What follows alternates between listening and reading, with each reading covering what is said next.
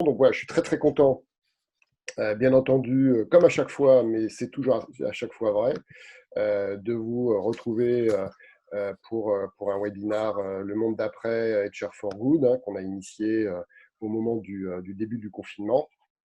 Voilà, et cette initiative de Zest était là pour réunir soit des informations, soit des initiatives, faire des rencontres comme on va le faire aujourd'hui, pour aider, discuter, prendre du recul, peut-être se motiver aussi pour traiter des sujets qui ne sont pas toujours faciles mais très importants.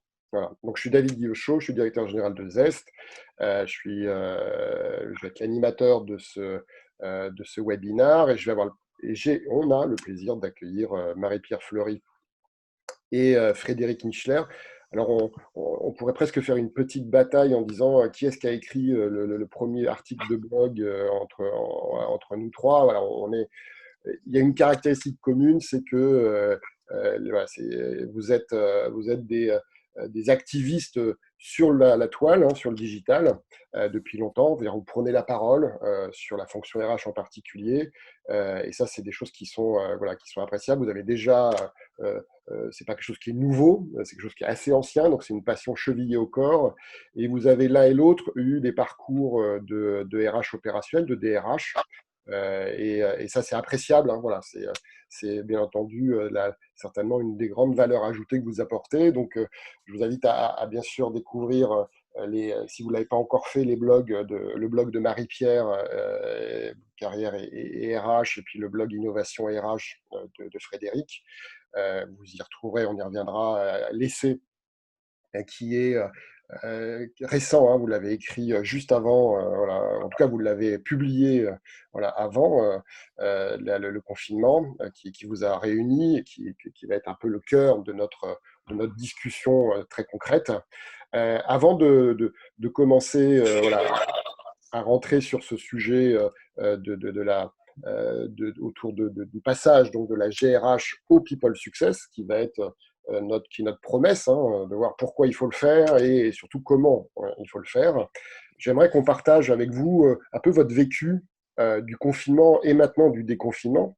Voilà, comment vous avez vécu ça à travers les échanges avec les différents acteurs RH en entreprise que vous côtoyez et les organisations que vous accompagnez. Alors, je vais peut-être commencer Mmh. de façon très opérationnelle. Donc, effectivement, les contacts aussi bien avec les RH et que les dirigeants démontrent finalement plusieurs choses en termes de préoccupation. Il y a eu un gros travail de fait en termes de réassurance des salariés, de gestion des peurs, et pour assurer à la fois les activités qui ont continué aussi pendant le confinement, comme celles qui sont en phase de reprise depuis le 11 mai. Donc, on a cette première préoccupation qui était vraiment prégnante et qui se complète en fait d'un gros travail sur la réorganisation du travail, qui a été complètement déstructurée par cette crise. Mais un point très important derrière cette réorganisation du travail, des charges de travail, il y a également le fait d'affecter des compétences qui n'étaient pas forcément disponibles. Donc, ça a été un gros enjeu, notamment pour ceux qui ne se sont pas arrêtés le 16 mai, le 16 mars. Il y a évidemment des RH qui sont sous le flux, une vague d'ordonnances, de réglementations, etc., qu'elles ont, enfin je dis elles, souvent des femmes, qu'ils ont dû mettre en place très rapidement, souvent dans l'urgence, et avec un risque aussi pour elles, et beaucoup de personnes m'ont parlé pour eux, c'est de rester cantonné dans cette gestion juridique et en fait cette gestion des risques dont on parle beaucoup dans notre essai. Mmh. Cette période, elle a amené aussi une connaissance nouvelle des salariés à travers, bon, certes, le télétravail, mais aussi les problématiques de transport, de sécurité, etc.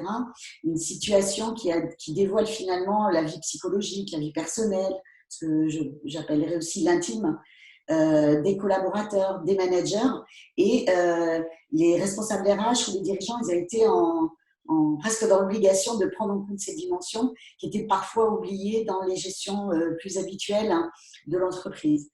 Et plus globalement, on voit maintenant dans cette période de déconfinement l'impact de la gestion de la crise dans les différentes séquences qui a été mise en place en fait par les directions et tout l'encadrement.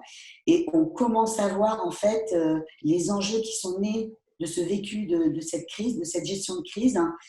Et on voit aussi les risques sur les départs, ceux qui sont motivés pour revenir, etc.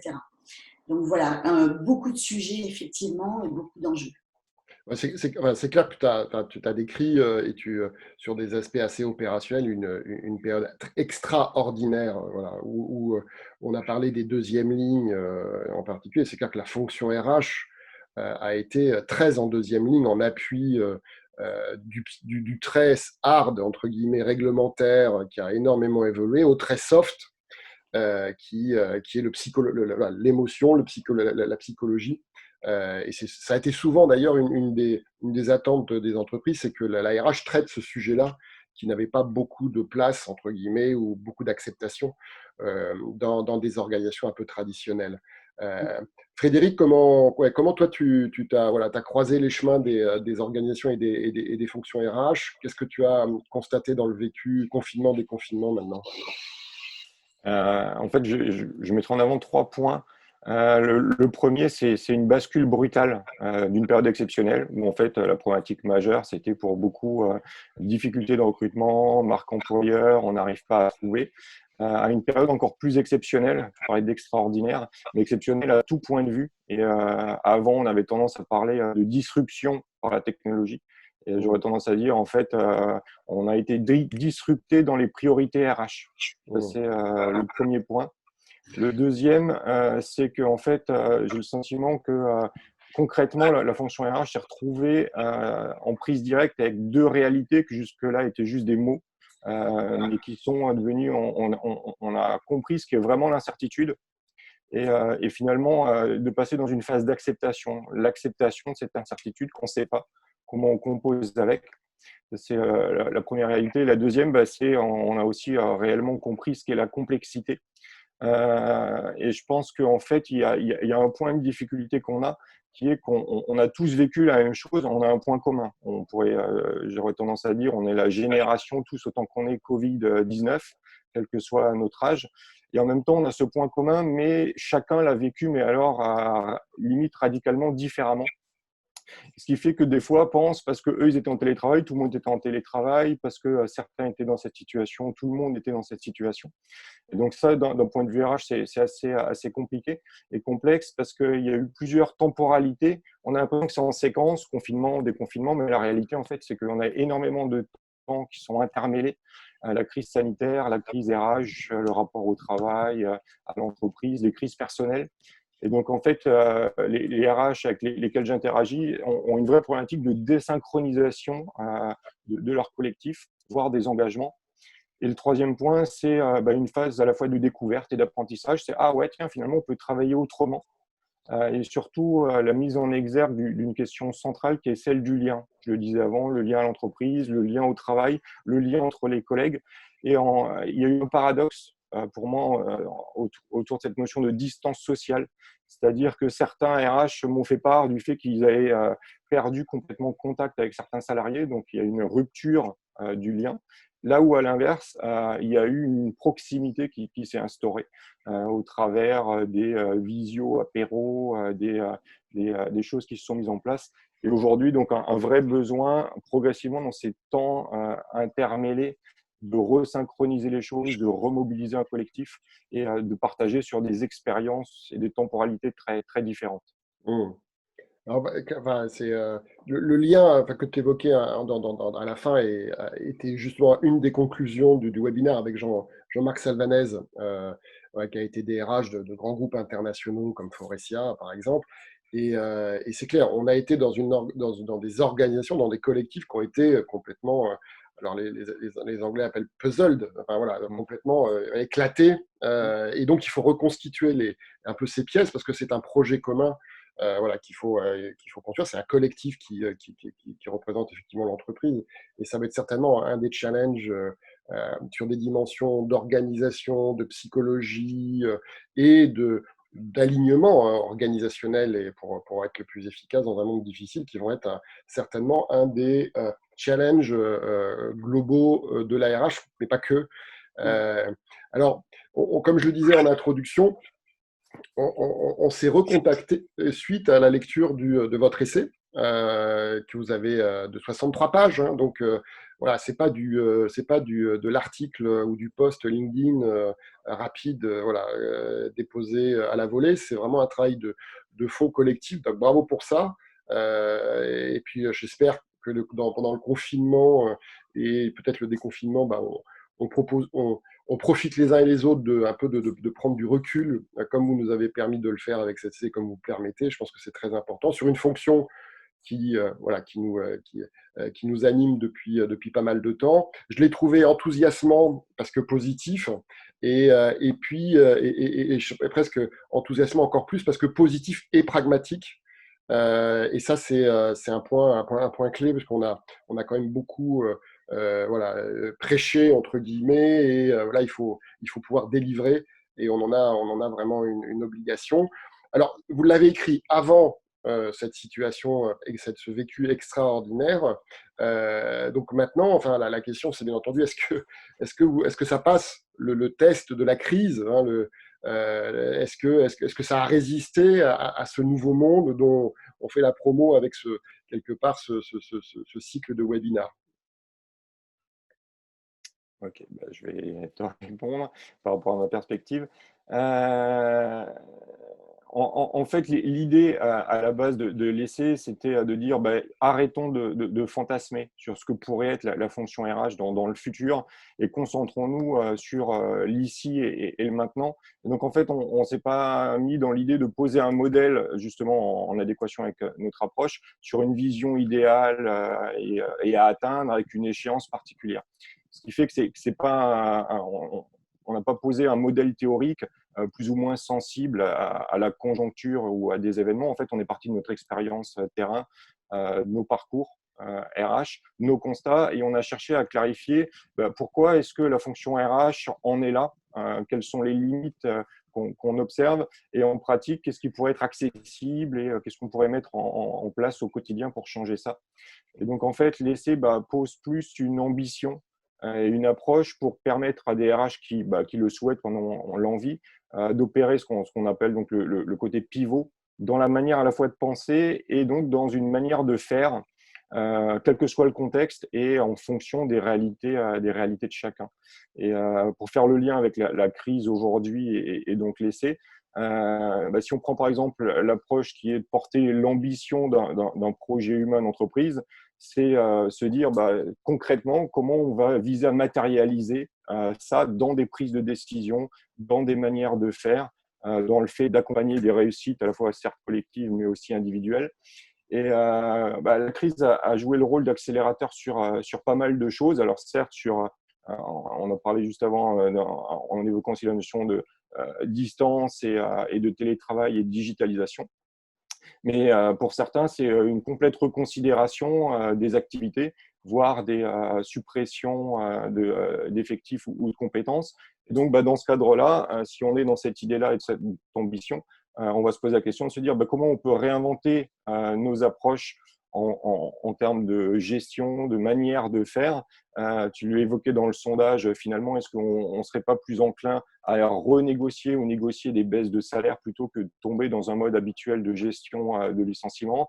L'idée qui réémerge des prêts de salariés qu'on avait déjà connus à la crise précédente 2008-2009. Comment on se réinvente, comment on se remet en lien avec d'autres structures dans des approches de GPEC territoriales, avec cette idée de se dire finalement, comment on peut faire pour que personne ne reste sur le carreau et qu'au bout, finalement, comment on pourrait même, à la limite, faire que chacun se retrouve dans une situation qui pourrait estimer être plus positive que d'avoir été embarqué dans un côté vraiment dynamique négative. Mmh. Oui, on en parlait encore avec Jean-Marc. Il y a un peu les approches, le bon, la brute et le truand, enfin, en ce moment, quoi. C'est-à-dire que, enfin, sur ces moments-là, c'est-à-dire que, comme le disait, je sais pas qui, comme on dit, c'est quand les managers et les dirigeants sont pas là que l'on voit la culture de l'entreprise parce qu'elle se fait sans eux, on va dire sans obligation. Et quelque part, la crise et l'isolement, le confinement, enfin, et clairement l'éclatement de ce qu'on disait, a certainement été un formidable révélateur des fondations, vraiment les fondations réelles de ce corps social, de ce collectif, et du mode de fonctionnement et de la résilience des organisations. Je crois que Marie-Pierre, je crois que tu es plutôt positive par rapport à tu n'as pas jeté à la poubelle ton laissé.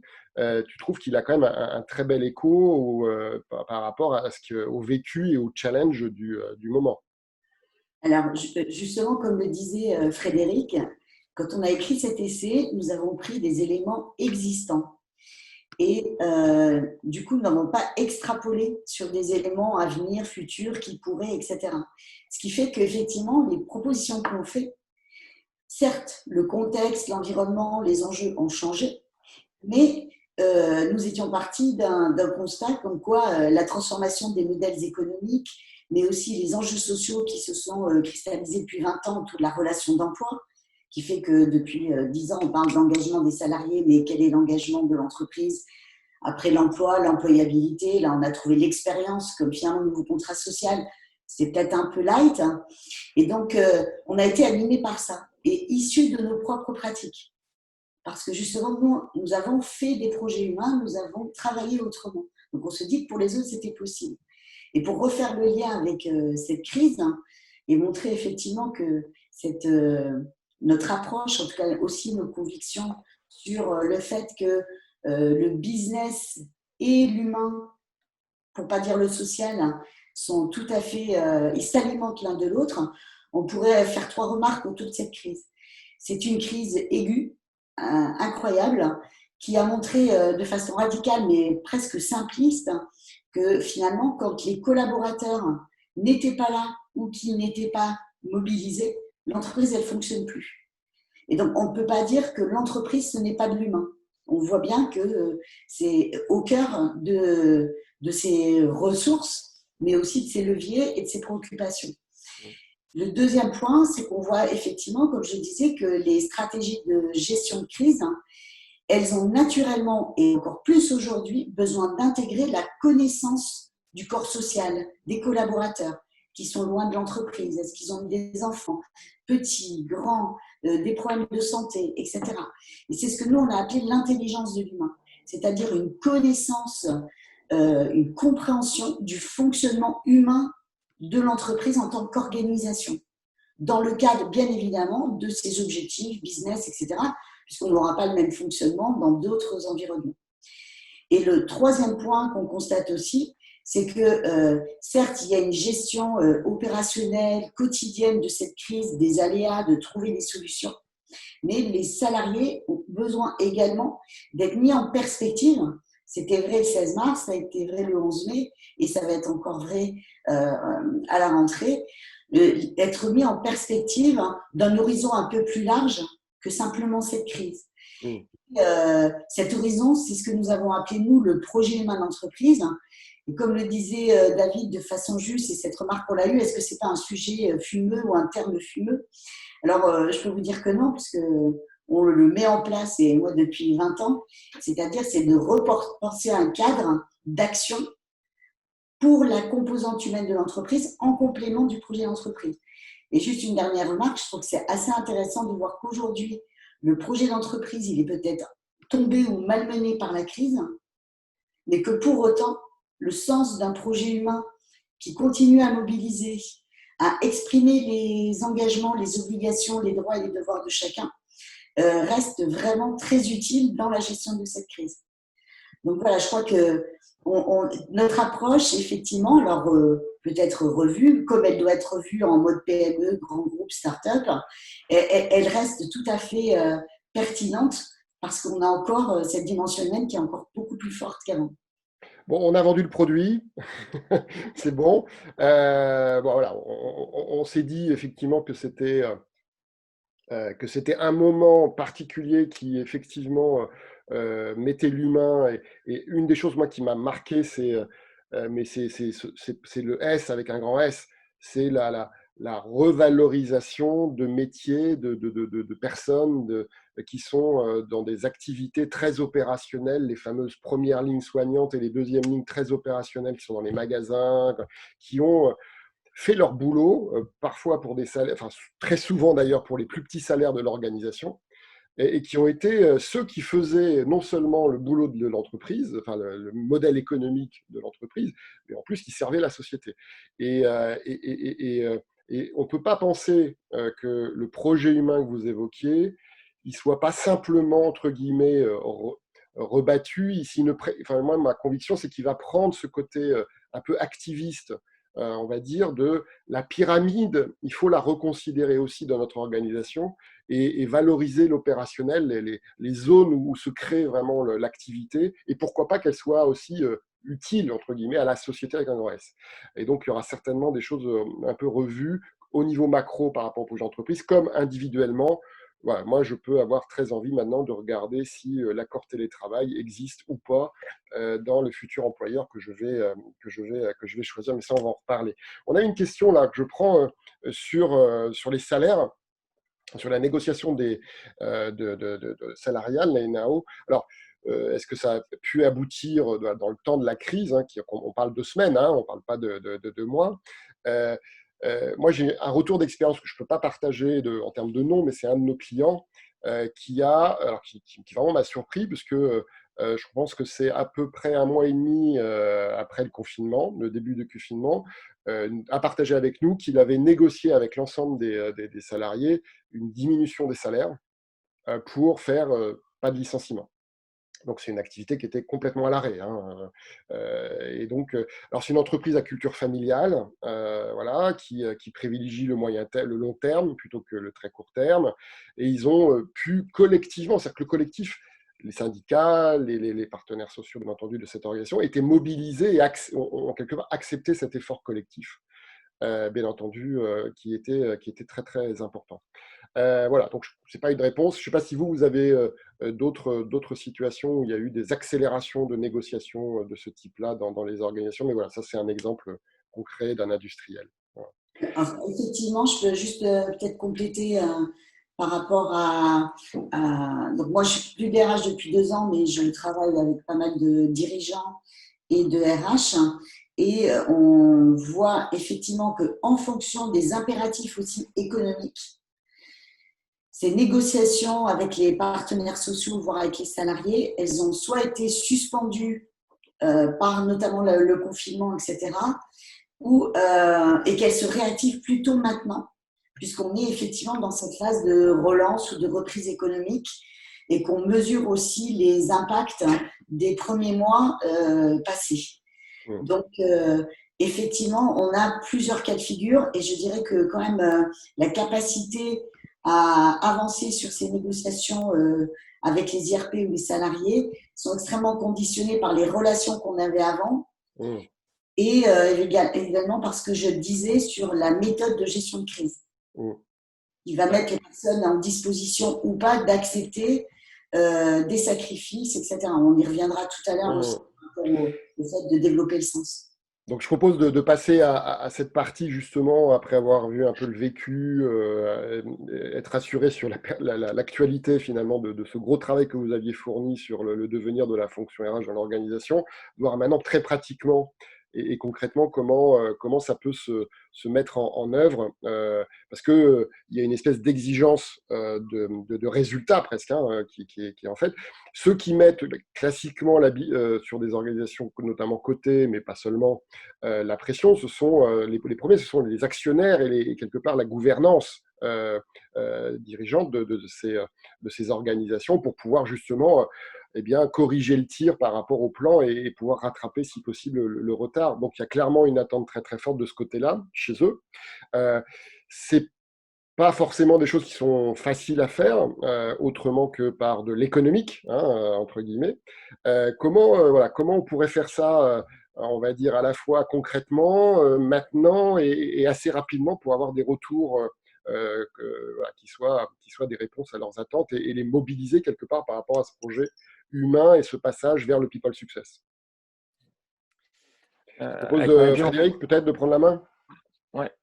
Avec Marie-Pierre, on est parti globalement dans cette logique-là de la prise en compte de l'actionnaire et de la direction sur deux constats et deux questions qui, à un moment, de se reposer les choses et de se dire, mais en dehors de toute théorie ou de toute envie, qui est en fait véritablement, pour nous, RH, notre premier client.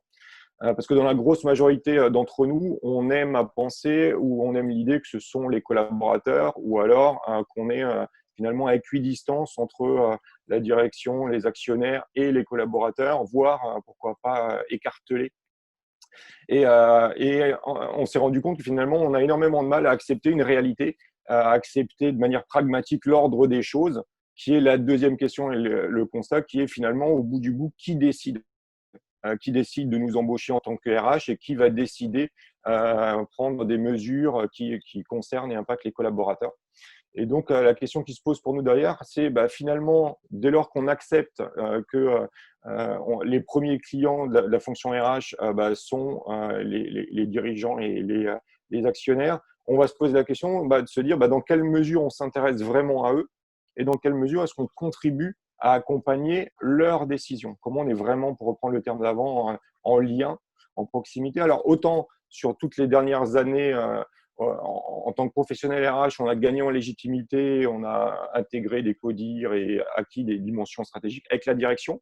Pour autant, on se rend compte que quand on questionne la fonction RH sur son lien avec les actionnaires, là, il y a comme une fracture et c'est beaucoup moins en proximité et en lien.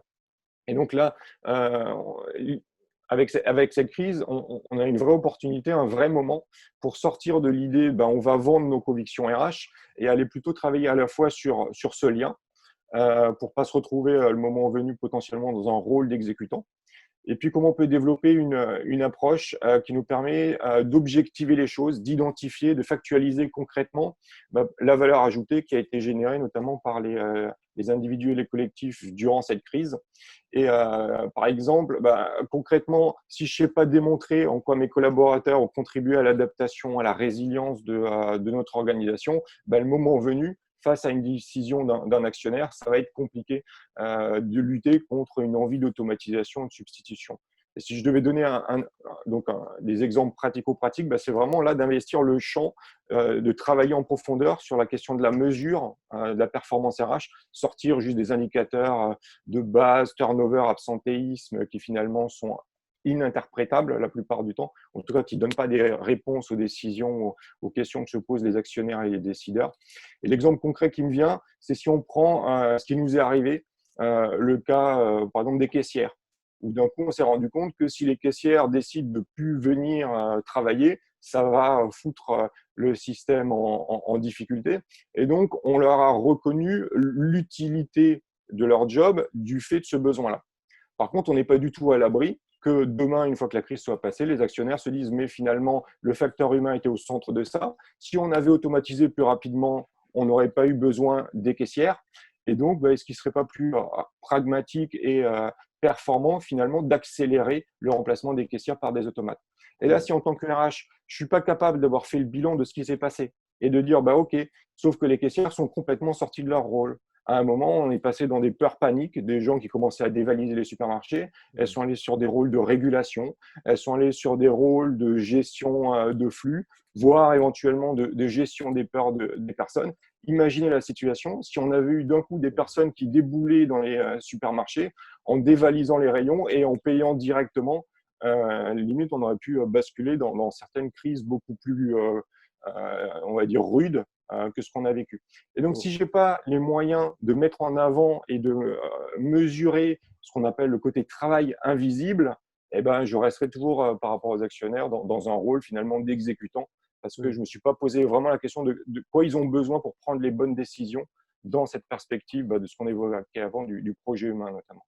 Alors, le sujet du tableau de bord des dirigeants, enfin des directions et des actionnaires, qui est beaucoup sur du cas euro et sur de l'effectif, en fait. Voilà, c'est parce que ça, le pourquoi, c'est que ça se consolide très bien dans une feuille Excel et c'est rassurant. Alors, il y a peut-être un espoir, je trouve, que les dirigeants ont vécu eux-mêmes cette situation extraordinaire. Alors que dans des crises, on va dire, économiques, c'était pour eux qui éventuellement ont quand même des revenus confortables, classiquement, eh bien, ils étaient peut-être un petit peu moins en contact. Alors que là, ils étaient confinés eux-mêmes. Voilà, ils avaient ce stress d'avoir d'avoir le virus ou de ne pas pouvoir aller acheter la baguette de pain voilà, chez Émile Beck à la boulangerie. Donc, ça, c'est vraiment quelque chose qui peut-être va faire bouger un petit peu les lignes, en tout cas, on l'espère bien sûr. Et, euh, et ces lignes par rapport à cette relation avec les dirigeants, classiquement, les RH, on attend, et surtout en France, que ça soit une fonction un peu régalienne, de rassurance par rapport à des contraintes externes. Oui, en fait, un des constats forts qui a aussi dicté notre propos dans l'essai, ça a été de dire en fait, les RH n'évoluent pas, mais parce qu'elles sont cantonnées par la gouvernance actionnariale, les conseils d'administration, les dirigeants, dans un rôle. Et ce rôle, qu'on l'accepte ou pas, ou qu'il nous plaise ou pas, c'était vraiment d'être concentré sur la gestion des risques humains. Et puis, on a eu une opportunité avant, et elle se représente et se renforce aujourd'hui, c'est que auparavant, les difficultés de recrutement, le besoin d'engagement des salariés sur les problématiques d'innovation, etc., avaient remis en fait le sujet humain sur l'agenda des dirigeants. Et je dirais que la crise, elle leur a fait remonter le sujet en haut de l'agenda, alors dans un contexte à saisir pour l'entreprise. Et pour moi, il y a un vrai piège dans cette gestion de crise, c'est que, et pas pour la fonction RH, pour l'entreprise. C'est-à-dire qu'elle ne mesure pas en fait que le management des ressources humaines, c'est créateur de valeur pour l'entreprise. Donc ça, c'est un sujet, la création de valeur, c'est un sujet d'actionnaire et de gouvernance. Et si on cantonne la fonction RH ou le domaine d'action RH à une gestion juridique, ce que je vois quand même beaucoup au quotidien. On dit que les RH sont au centre de la crise. Ils sont au centre de la crise parce qu'il y a beaucoup de juridique, il y a beaucoup de santé, sanitaire, obligations, etc. Et il faut qu'on arrive en tant que RH, comme le disait Frédéric, à dépasser ces actions concrètes qu'il faut faire, pragmatiques, mais il faut leur donner un sens, il faut leur donner de la valeur. Et notamment, s'il y a un exemple concret qu'on peut donner, c'est qu'aujourd'hui, les conseils d'administration, les dirigeants, ils ont besoin d'analyse, d'informations sur l'état psychologique des salariés, sur le climat social, qu'est-ce qui est apparu pendant cette crise, qui peuvent être des leviers, des atouts pour demain, ou qu'est-ce qui est apparu qui peut nous freiner et qui fait que les objectifs qu'on se fixe sont irréalistes et ne seront pas réalisables. Faire remonter aussi ces conditions individuelles. Quel sens ça peut avoir par rapport au travail, aux missions, à l'organisation des emplois, au recrutement demain. Et on voit très bien autour du télétravail, voilà, tous les angles qui sont tirés. Donnons en tant que responsable des ressources humaines, ou des RH, ou DAF en charge des RH, du sens à tout ce qui a été vécu, etc. Et une des meilleures façons pour aller alimenter cette connaissance objective, factuelle, mais aussi cette analyse de perspective par rapport à ce que je disais tout à l'heure, c'est la valeur, ça sert à quelque chose de manager les ressources humaines, c'est contributif à l'entreprise, de façon très rationnelle et très opérationnelle. C'est déjà depuis le départ de la crise, si on ne le faisait pas avant, c'est d'enquêter, sonder les salariés, leur demander leur avis sur des questions fermées, des questions ouvertes. Donc, typiquement, on n'est pas là de faire la pub de Zest, mais c'est avec plaisir qu'on le fait parce que c'est typiquement des outils très utiles dans une logique en plus distancée, etc., pour faire ça. Mais il faut le compléter. Il faut le compléter du retour et de l'analyse des managers qui, eux, ont eu un vécu aussi en proximité de ça. Il ne faut pas avoir qu'une communication avec des outils froids. Cette digitalisation forcée, elle a aussi montré la nécessité d'avoir une communication chaude. Donc, les RH doivent prendre leur téléphone, appeler des gens pour échanger sur leur vécu, etc. Et puis, il y a les observations des comportements. Et là, ça demande effectivement aussi des connaissances un peu en psychologie, en comportement organisationnel, pour voir finalement comment de tout ça, on peut revenir vers les dirigeants avec une analyse, des propositions qui valideront aussi les options économiques qui sont sur la table. Mmh. Enfin, bon, merci pour la petite, le petit placement de produit. Voilà. Mais c'est intéressant en plus par rapport à ça parce que les managers, enfin les dirigeants ont été bien câblés sur on ne manage que ce qu'on mesure. Et donc, voilà, on manage des ressources, donc c'est des people ou des KEO, et voilà. Et ils ont ces tableaux de bord. Et puis, ils faisaient des baromètres sociaux une fois tous les 2 ans, tous les ans. Honnêtement, c'était pas pour manager, parce qu'on ne manage pas une organisation tous les 2 ans. Donc, et là, il y a eu vraiment deux réactions très différentes.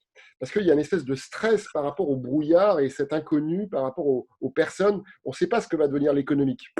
Et on sait même pas et on sait par contre que ça va passer par le collectif, le lien que tu évoquais, Frédéric. Et donc, il y a eu ceux qui ont eu peur, entre guillemets, des résultats. Et donc, on fait un peu l'autruche en disant je ne vais pas lancer un sondage parce que j'ai peur d'être en face d'un défi énorme qui est de dire le surstress, voilà, ou la démotivation, le manque de confiance par rapport à l'entreprise, par exemple. Et puis, il y a ceux qui ont dit non, il faut agir. Voilà. Et on a effectivement vu beaucoup d'organisations avec des décisions de très haut niveau dire, écoutez, il nous faut un baromètre régulier pour piloter dans la crise. Voilà, on est dans une situation de brouillard avec une tempête, ce qui est compliqué. Et donc, il faut pouvoir commencer par mesurer et avoir ce retour des effectifs. Et comme tu l'as dit, ce n'est pas suffisant. Nous, on dit le sondage est le début de la conversation. Voilà. C'est pas un sondage pour avoir une jolie étude et être rassuré. J'ai eu des clients qui ont été agréablement surpris par les résultats. Et j'ai trouvé qu'ils passaient moins à l'action que ceux qui avaient effectivement des vrais challenges. Donc, il faut vraiment prendre ça en main. L'autre élément, effectivement, ça va être notre deuxième axe important sur les actions concrètes. Et je vous remercie d'avoir mis le manager, qui est un peu mon chouchou, de proximité, un peu au centre, enfin en tout cas dans la croisée des chemins. Peretti, il y a le siècle dernier, a dit tous des RH. Vous avez une proposition différente alors, qui tourne autour du success manager. Alors, ça a l'air un peu plus sympa et peut-être un peu plus pragmatique. Voilà, qu'est-ce que c'est concrètement et comment ça peut se matérialiser maintenant? Frédéric, pour commencer? Eh ben, c'est parti. Oui, alors en fait, on a voulu sortir de l'idée de chaque fois on rajoute des couches ou des attentes par rapport à des managers. Et donc, pareil, créer un peu une logique de rupture dans les attendus pour pas se retrouver toujours dans les logiques un peu d'injonction. Tiens, maintenant il y a les entretiens pro, donc vous récupérez une nouvelle casquette. Et donc, vraiment passer d'une situation A à une situation B. Le manager, dans dans tous les cas, a globalement toujours un rôle clé et contributif. Là, on l'a vu dans cette période-là, notamment en termes de période de télétravail, où on a souvent aussi tendance à oublier que pour les managers, ça a été, pour un grand nombre d'entre eux en tout cas, une double nouveauté. C'est-à-dire que pour eux, double nouveauté, voire double difficulté. Parce qu'ils sont passés en télétravail eux-mêmes à titre perso, mais d'un coup, ils ont dû s'improviser aussi manager à distance, quand pour certains, déjà, ils avaient dû préalablement s'improviser manager s'ils n'avaient pas été accompagnés. Et on a vu ce rôle clé et contributif à la fois sur deux aspects. Pour le pire, ceux qui sont restés dans des logiques de ils sont à distance, donc je vais encore plus contrôler, ou l'inverse, sous couvert d'autonomie, en fait, c'est une totale lâchée dans la nature. Et derrière le pire, il y a aussi le meilleur, ceux qui ont été en capacité d'animer une dynamique collective, de maintenir un tempo. Si je reprends un peu des termes anglais, le côté take care, prendre soin, être attentif à la fois aux individus et aux collectifs. Et donc, à nouveau, si je reprends le terme d'avant, les managers et en connexion avec ce lien, a mis en avant l'intelligence émotionnelle de certains et la capacité de résilience. Et donc, pareil, l'idée, c'est de se dire, tiens, nous, en tant que RH, comment on peut saisir cette opportunité-là pour initier, si on fait juste le parallèle à ce qu'on vient de dire, initier le dialogue avec les managers et les aider eux aussi à pivoter, voire à configurer notre approche du management. Et donc, plutôt que d'être dans des nouvelles casquettes, des injonctions, les accompagner dans une transition d'un manager vers un success manager qui a cette capacité de créer les conditions de la réussite avec et pour ses collaborateurs. Et si on devait donner des actions concrètes pour mettre ça en place, pour passer d'une réalité à à une nouvelle, déjà, le premier temps, ça peut être de déclencher des espaces, temps d'écoute, d'échange et de co-construction au sein de groupes de partage managériaux pour collectivement identifier ce qu'on estime être les bonnes pratiques mises en œuvre par certains, ce qui pourrait servir de cadre de référence et identifier des facteurs avérés de succès pour les mettre aussi en perspective progressivement de l'idée de partager ces pratiques-là et d'acter une transition entre le rôle de manager vers ce rôle de success manager et accompagner aussi, on va dire, les sécuriser dans l'idée de dire qu'il y a un avant et un après, mais que tout le monde ne pourra pas nécessairement se retrouver dans l'après. C'est-à-dire qu'on porte plutôt l'idée que les RH, en sécurisant cette transition, posent aussi des règles du jeu qui sont de dire si le référentiel auquel on aboutit fait que certains des managers ne s'y retrouvent pas, ne se sentent pas à la capacité, on propose certes l'accompagnement, mais on propose aussi à certains, s'ils sont plus à l'aise dans un rôle d'expertise ou de projet transverse, d'évoluer vers ça. Donc, c'est vraiment une logique de co-responsabilisation et un développement en fait, à conduire ensemble et dont cette phase de crise peut vraiment servir d'amorce pour acter un avant et un après. C'est clair que le télémanagement a été pour beaucoup, et le télémanagement à 100% en plus, a été une espèce de revisitation en accéléré de c'est quoi mon rôle de manager? Est-ce que je suis utile? À quoi je sers? Comment je peux le faire? Et au-delà effectivement, de la posture que tu évoques, effectivement, est-ce que j'en profite ou est-ce que je me sens. Voilà. Ils étaient déjà touchés. Et dans un article, que je parle de l'entreprise de l'après, il y a, avec l'acronyme après, le E de l'après, c'est empathique. Et tu parlais d'intelligence émotionnelle. Eh bien, est-ce que l'empathie organisationnelle, ça passe par les sondages qu'on évoquait, mais aussi par le dialogue proactif éventuellement du manager vis-à-vis de ses collaborateurs sur ces sujets d'émotions, de sentiments, d'états psychologiques, et y compris quand on est à distance. Voilà. Et je pense que c'est une des choses qui fera certainement l'entreprise d'après. Pas forcément qu'elle sera générale, tout le monde ne sera, toutes les organisations ne seront peut-être pas plus, bien entendu, mais celles qui réussiront et qui seront peut-être avantagées seront celles qui auront un élément clé. Et de ton côté, Marie-Pierre, voilà, comment tu vois justement concrètement cette implication du manager dans ce projet du People Success? Alors peut-être pour expliquer aussi bien notre idée, dans la notion de success, on est loin du marketing, parce que ce n'est pas du tout notre inspiration. Et c'est parce que la notion de succès, c'est à la fois la performance, mais la satisfaction. Et donc, un manager qui est dit intermédiaire, et moi je me bats depuis longtemps pour qu'on abandonne aussi ce terme, il fait le go-between, etc. Non, le manager, c'est quelqu'un qui est pleinement contributif à la fois au périmètre qui lui est confié, à l'équipe qui lui est confiée, mais qui, par l'expérience qu'il retire, les échecs, les réussites, etc., il est aussi contributeur des réussites du facteur humain dans l'entreprise. Et donc, nous, on a porté cette idée-là. Et donc, quand on l'a appelé Success Manager, c'est un petit clin d'œil au fait à la fois de la réussite, performance d'activité, performance d'équipe, mais aussi d'une contribution au People Success. De la même façon que les collaborateurs, les dirigeants, les actionnaires doivent contribuer à faire du facteur humain un élément de la performance reconnu, piloté, etc.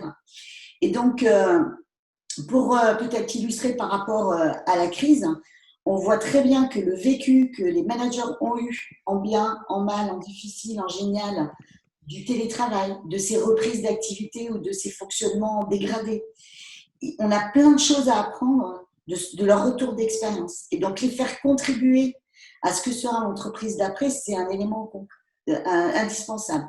Donc, les impliquer sur les sujets de l'entreprise, au-delà de leur périmètre, par rapport à ce qu'ils vivent, à ce qu'ils font, mais aussi pour comprendre comment on peut les accompagner, les faire progresser, etc. Je pense que c'est très important pour tout le monde d'élargir la vision qu'on a de l'entreprise, donc l'information, partager une information beaucoup plus large et les associer aux sujets qui vont se poser et qui se posent aujourd'hui. Qu'est-ce qu'on fait du télétravail? comment on recrée une dynamique collective, quelles sont les performances à attendre dans les différentes séquences qu'on a vécues et qu'on va vivre. Et je pense que véritablement, et c'est pour ça que notre essai, c'est pas que la fonction RH, c'est vraiment le domaine d'action RH et tout le monde y contribue. Et tout le monde en est le contributeur et le bénéficiaire, à titre collectif et individuel. Et comment, enfin, concrètement, comment tu vois, ou Frédéric, ce dialogue entre le manager et son collaborateur? Est-ce que ça change? Enfin, en gros, alors bien sûr, il y a des cas particuliers, individuels, mais en masse, aujourd'hui, le management, c'est je fais mon entretien d'évaluation annuelle, peut-être un entretien à mi-année. Alors bien sûr, il y en a qui font mieux et plus, mais c'est un petit peu ça la jurisprudence, on va dire ça, le corpus. Comment concrètement, toi, si tu devais, voilà, et ce que tu fais peut-être, conseiller ou changer ou créer un rituel, entre guillemets, adapté au contexte, qu'est-ce que tu dirais à tes managers pour les équiper quelque part pour qu'ils soient, voilà, un petit peu orientés opérationnellement, on va dire, par rapport pour ça? Premier qui répond.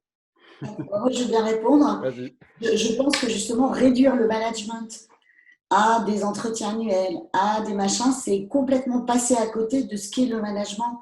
Le management, il se vit dans le travail. Il se vit dans l'action de tous les jours. Ça peut être sur une production, des logiques de compétences. Et c'est dans ce dialogue et cette relation qui est très attachée en fait au travail quotidien que va naître en fait cette relation de qualité, d'échange, de partage. Si ça va pas, on sait se le dire. Et quand il faut passer à des phases, on va dire, un petit peu plus officielles, eh ben, on garde le bénéfice de ces valeurs, de cette culture, de la relation qu'on a tissée. Donc, je crois que le management, il se joue vraiment dans le travail.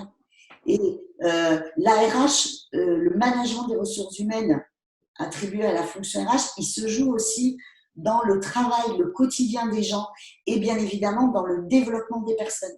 Je crois qu'il y a deux axes, hein, qui est le travail, l'accompagnement du développement des personnes, et puis après, on va dire qu'il y a des temps un peu plus organisationnels, mais qu'il faut faire rentrer en fait dans cette relation qui s'est créée de façon plus naturelle en fait. Il y a ce que tu dis, c'est effectivement, il faut que ce soit travail terrain, on va dire, il faut que ce soit dans la réalité de l'action. Et c'est là le gros problème des entretiens annuels où, voilà, parler d'objectifs qui ont été définis il y a 12 mois, voilà, est-ce que c'est la réalité du vécu des 6 derniers mois, des 3 derniers mois, enfin voilà, sauf le concours de beauté dans certains cas. Mais donc ça, c'était le premier problème. Le deuxième, c'est cette régularité que tu évoquais, ce côté, et on dit entretien, one shot ou le grand mess versus la conversation continue, cette relation qui est évoquée effectivement. Et puis, il y a ce côté agile, on va dire, de pouvoir le faire quand il y en a besoin, en fonction non seulement des impératifs opérationnels. Là, la reprise d'activité, par exemple, c'est des impératifs, comment on s'organise, le bureau, etc. Il y a des impératifs obligatoires, comment on ouvre le magasin. Et puis, les émotions ou l'envie du collaborateur. C'est ça, ce côté empathique que j'évoquais. Si tu as besoin de faire un point, ben on fait un point, quoi. Ça, c'était finalement mon dernier point. Je vous laisse quand même, de votre côté, donner assez rapidement, puisqu'on a un peu débordé, un truc que vous voulez vraiment dire, partager une perspective, voilà, chacun à faire passer à tous ceux qui écoutent.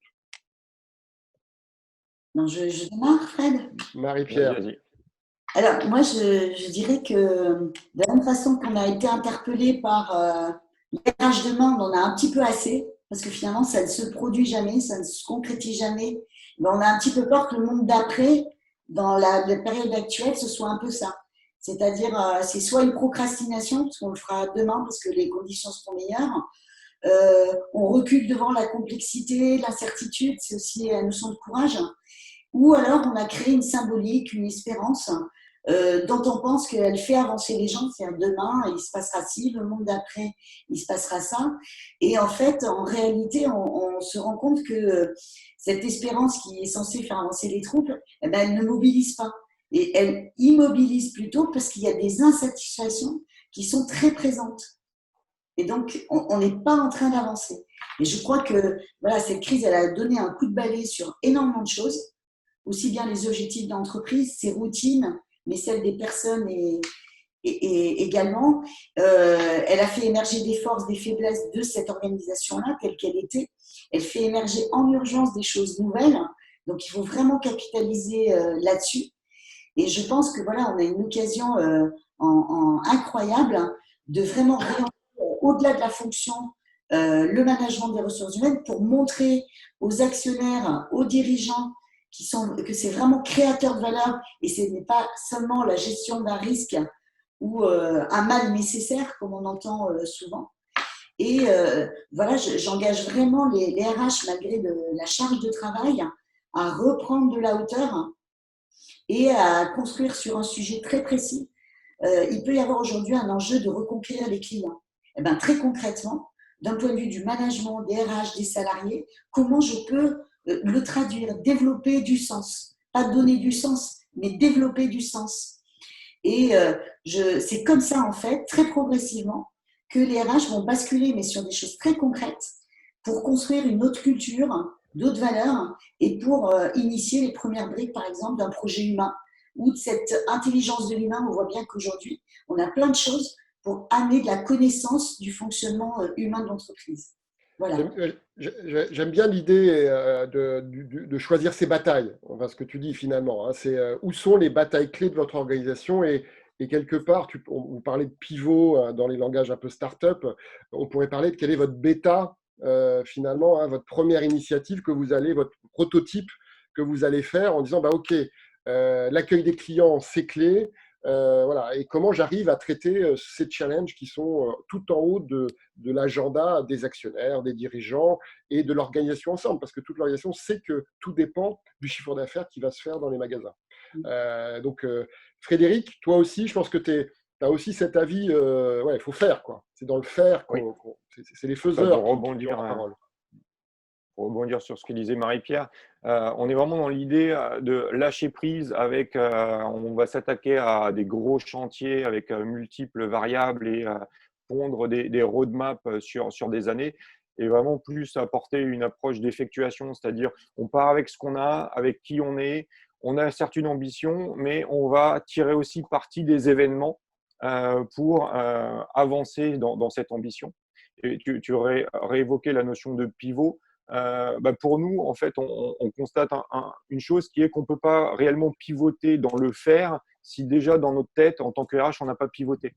C'est-à-dire si on n'a pas accepté avec pragmatisme les véritables règles du jeu qu'on a évoquées avec les actionnaires et autres, et si on n'est pas au clair avec notre finalité, notre raison d'être, si on lâche pas un peu prise avec cette croyance que l'humain serait notre raison d'être, pour moi, l'humain, c'est la raison d'être de l'anthropologue, c'est la raison d'être du sociologue, c'est la raison d'être du psychologue.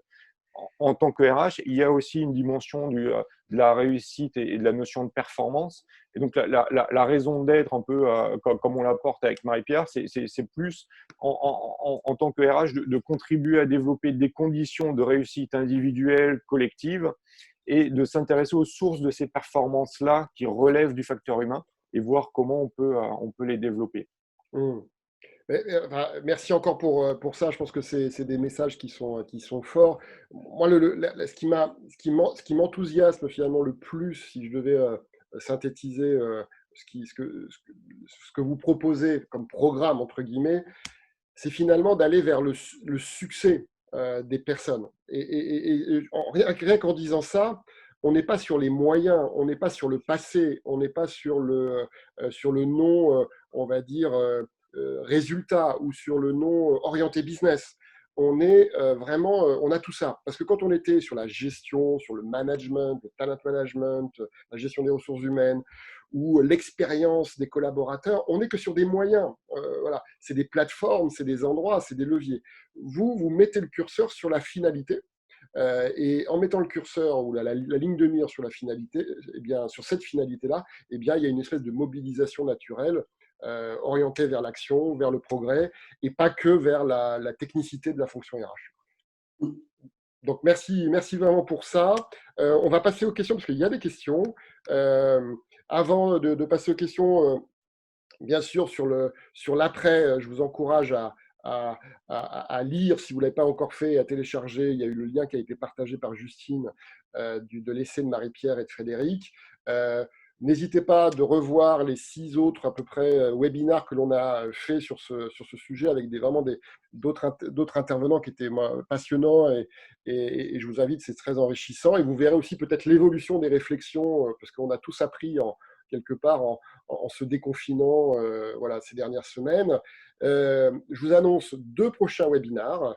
Le 11 juin sur le dialogue social, on en a parlé un peu en ligne de, voilà, aussi, c'est un élément, un paramètre très important. Toutes les organisations ne sont pas toujours dans la même situation de départ. Et avec 2 personnages qui n'ont pas leur langue dans leur poche, on va aborder ce sujet-là avec Vincent Berthelot et François Gueuse. Voilà, je pense que ça va être assez sympa sur un sujet qui est assez délicat, voilà, sur lequel on prend souvent des précautions. Et puis, ce sera un grand plaisir aussi d'avoir Gaëlle Châtelain-Berry, qui est certainement une des personnes qui a émergé voilà, un peu enfin, en tout cas pour moi, dans cet écosystème des gens qui prennent la parole et qui aident quelque part les managers et les fonctions RH à évoluer. Voilà, donc ça sera le 24 juin. Et puis, opérationnellement, télécharger, abuser, utiliser. Bon, vous pouvez utiliser Zest, bien entendu, mais vous pouvez utiliser aussi le template qu'on vous a proposé pour les sondages de reprise 100. C'est mieux avec. Et puis, inscrivez-vous sur HR for Good, Substack, qui est un peu la newsletter où on parle pas du tout que de ce que l'on fait. Au contraire, voilà, on essaye de mettre en avant les initiatives voilà, qui viennent de n'importe où, à partir du moment où elles sont effectivement utiles. Merci pour encore, et bien sûr, tout de suite pour Marie-Pierre et pour Frédéric. Maintenant, ce que je vous propose, c'est bien sûr de passer aux questions. On en a quelques-unes. Alors, il y avait une question de Julien tout à l'heure sur l'équilibre présentiel, télétravail du manager. Est-ce qu'il y aurait un mix un peu secret, une espèce de recette voilà, on dit faut pas faire plus de tant de jours de télétravail. C'était dans le monde d'avant, on disait ça. Voilà, on disait 2 jours, c'est déjà beaucoup. Et est-ce que vous imaginez aujourd'hui pouvoir déjà commencer à donner des lignes sur ça, sur cette question? Fred, moi j'ai une idée. Vas-y, Marie-Pierre. Alors, en fait, c'est toujours difficile de répondre comme ça dans l'absolu. Un, parce que la nature du travail, aussi bien des collaborateurs et du coup du manager, va forcément conditionner la modalité la plus adaptée. Après, si on pense à des entreprises qui sont en mode des entreprises industrielles, voilà, où il y a une présence physique très forte, moi je pense que en fonction aussi de la maturité managériale, la maturité de l'équipe, l'autonomie qui a été laissée, la responsabilité qui est développée. Est-ce qu'on a plutôt des jeunes collaborateurs qui ont besoin d'être accompagnés au quotidien, ou est-ce qu'on a une équipe qui peut s'entraider sans que le manager soit là? Et c'était Horowitz qui a dit justement, David, que on voit une entreprise qui fonctionne quand le manager n'est pas là, c'est que les décisions peuvent se prendre, c'est-à-dire qu'il y a une culture forte. Donc je pense qu'il n'y a pas de règle, je crois que le manager, il peut télétravailler un certain temps en fonction aussi de l'autonomie, des compétences de l'équipe qu'il laisse, et puis aussi bien évidemment de sa façon d'organiser son propre télétravail.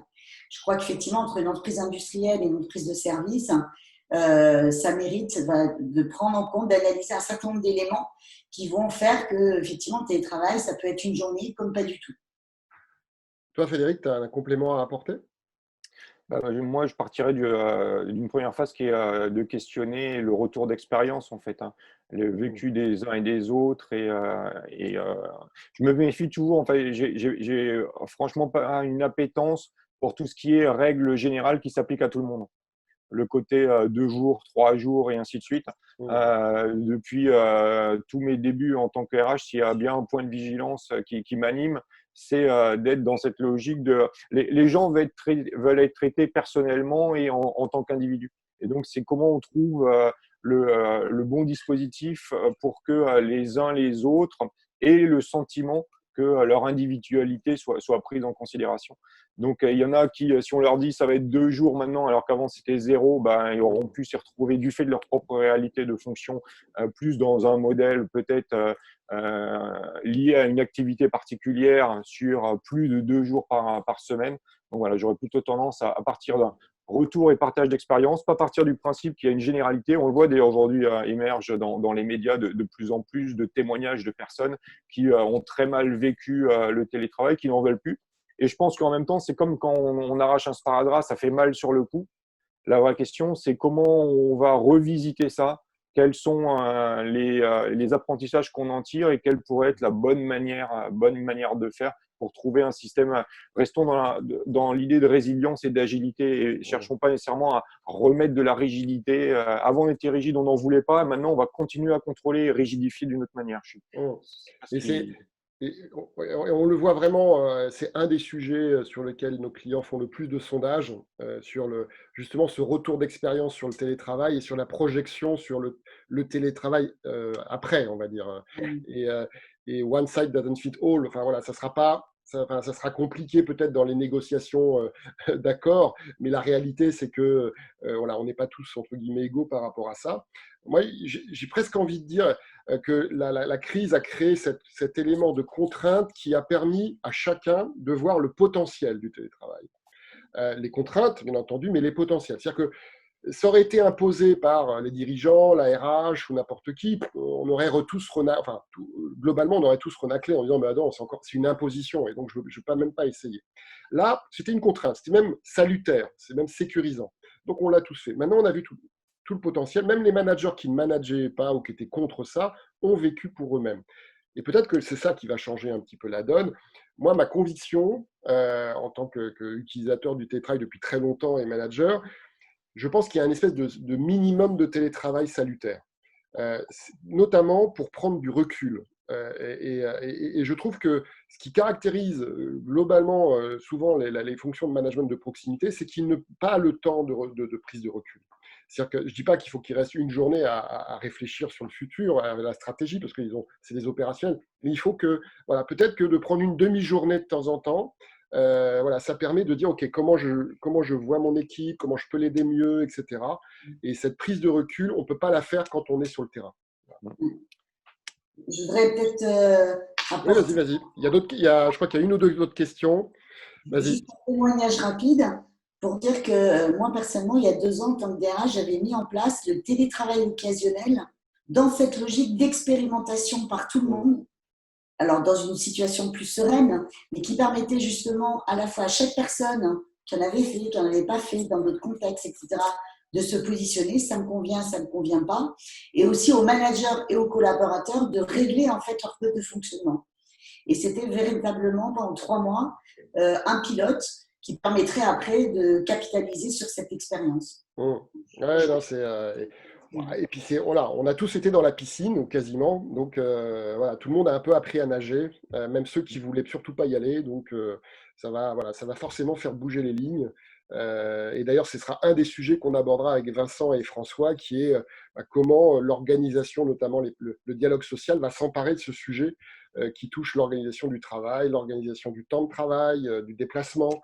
Voilà, voilà, il y a plein d'éléments très positifs aussi qui sont à saisir. On va voir si pour eux, ça sera une opportunité ou pas. Une dernière question, c'est sur finalement la pluralité des situations dans une organisation. Quelqu'un a posé la question sur l'international.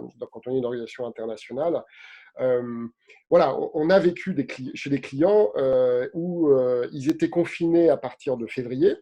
Voilà, je pense notamment dans le luxe, où on avait fait un engagement, un baromètre social. Taïwan, le Japon, la Chine faisaient partie du périmètre de déploiement de groupe. Ils étaient confinés. On a eu des taux de participation de dingue qui étaient quasiment presque 100%, alors qu'il y a souvent un peu dans certaines cultures un peu d'attentisme pour répondre. Et Paris qui était complètement pas confiné encore. Donc c'était très concret. Ce côté un peu, comment je gère cette pluralité des situations et ces grosses différences entre les gens du siège et les opérationnels sur les magasins, comme on l'évoquait, voilà. Qu'est-ce que ça évoque pour vous par rapport à ce côté people success et action concrète de la fonction RH? Je vais bien commencer par répondre. Ce que j'ai pu observer, en fait, c'est si on lâche prise avec une logique très corporate qui voudrait contrôler et gérer tout le monde de manière synchrone, la réalité, en fait, a fait que même c'est devenu un avantage. C'est-à-dire que des bonnes pratiques qui avaient été identifiées dans des filiales, par exemple en Chine, ou d'autres pays qui avaient été touchés préalablement, ont pu assez rapidement et de manière très efficace et je reprends le terme d'agilité, ont pu être déployés dans les autres pays. Si tu avais une filiale en Italie, ils avaient comme ça 15 jours, 3 semaines, entre guillemets, d'avance sur la réalité de ce qui se passait. Et donc, ça a pu permettre, pour moi, le côté positif, d'identifier des bonnes manières de faire, de les déployer rapidement. Et donc, ça connecte chez moi avec l'idée d'une fonction RH qui, à un moment, de plus en plus lâche prise par rapport à cette logique d'omniprésence, de contrôle, tout le monde à la même vitesse, au même moment, voire même en dehors des murs. On a vu pas mal de RH qui ont découvert l'existence de WhatsApp et autres pour créer des collectifs de RH et donc qui peuvent s'alimenter comme ça des différentes pratiques au-delà des murs de leur entreprise. Et je pense que c'est quelque chose à garder à l'esprit, à maintenir justement dans cette idée du people success. C'est lâcher prise aussi avec le fait qu'on est RH super-héros et qu'on donne les règles du jeu, là où en fait il y a un moment, les choses se font aussi sans nous. Et notre rôle, c'est de créer les conditions de ça, quoi. Et de faciliter finalement, d'être un espèce de plus un véhicule, tu vois, que celui qui est le sachant en fait, et de fluidifier les transferts de pays à pays, par exemple, comme tu l'évoquais, d'expérience, de pratique. Je serais vraiment très intéressé d'avoir un DRH international qui a été dans cette situation, un constructeur par exemple, chez Renault, où il y avait des usines qui étaient à l'arrêt voilà, et qui n'était pas encore à l'arrêt en France. Est-ce qu'il y a eu, on va dire, ce côté avant-garde qui a permis d'alimenter les autres usines qui ne l'étaient pas encore? Ouais, ça serait très intéressant. Alors, très clairement, dans les boîtes internationales, c'est ce qui s'est passé. D'ailleurs, le DRH de Schneider Electric a témoigné de ça. L'expérience asiatique qui leur a servi, d'autant plus que le président de Schneider Electric, il est en Asie. Oui, je crois que la fonction RH est pas mal en Asie aussi. Ouais. Moi qui travaille chez Schneider, donc je vois très bien comment il fonctionne. Mais au-delà de ça, effectivement, moi, ça m'appelle deux remarques là, par rapport à l'internationalisation. On a vu aussi une grosse gestion de l'inéquité entre ceux qui étaient à New York dans des conditions sanitaires, etc., très difficiles, ceux qui étaient en Allemagne dans des conditions beaucoup plus sereines. Et donc, ça rejoint, c'est une illustration du fait qu'effectivement, les RH sont un chef d'orchestre global sur des éléments, mais qu'après, il faut rentrer dans la réalité de chacun et de redonner après de l'équité, du fluide, du lien entre tous ces vécus ou toutes ces décisions qui, à un moment donné, peuvent créer des déséquilibres. Parce que là, on revient aussi sur le sentiment d'équité, le sentiment de justice. Donc, je pense qu'on est bien dans tout ce qu'on a dit depuis des années sur le global et le local, et que cette crise par rapport à l'international, elle a favorisé à la fois ces échanges d'expériences utiles et puis ces besoins de rééquilibrage qui peuvent être le fait, en fait simplement du pays, de la culture et des moyens, par exemple, sanitaires qui ont été mis à disposition des gens. Bon, bah super. Merci. Merci à tous ceux qui sont restés plus longtemps que prévu. Mais voilà, à la limite, c'est aussi ça, de prendre un peu de temps. C'est à consommer. Voilà. J'espère que ça sera utile. Merci encore Frédéric et Marie-Pierre. C'était très sympa de vous voir. Et puis, on continuera à vous suivre, bien entendu, sur ça. Si vous n'avez pas téléchargé le lien, enfin, le laisser, voilà, si vous ne le faites pas après ce webinaire, je suis désolé, je pense que je ne vous verrai pas pour le prochain webinaire. En tout cas, voilà, profitez-en, portez-vous bien pour continuer à prendre soin de vous, de vos équipes et de votre business. Et donc, à très bientôt pour le prochain webinaire. Merci à tous et à très bientôt. Merci. Au revoir. Au revoir.